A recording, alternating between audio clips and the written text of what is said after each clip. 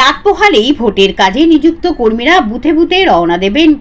ডিসিআরসিগুলোতে প্রস্তুতি চলছে শেষ মুহূর্তের। রাজ্যের পঞ্চম দফা ভোটে হুগলি জেলার 3 কেন্দ্র হুগলি, শ্রীরামপুর ও আরামবাগে ভোট গ্রহণ হবে। বিধানসভা ভিত্তিক ডিস্ট্রিবিউশন সেন্টার করা হয়েছে বিভিন্ন কলেজে। সেখানে ট্রান্সপোর্ট সেল খোলা হয়েছে, যেখানে বাস স্টিকারের নাম্বারিং করা হচ্ছে। কোন বুথে ভোট কর্মীদের পৌঁছাতে হবে তার জন্য শহর জুড়ে সারি সারি বাস স্টিকারের লম্বা লাইন।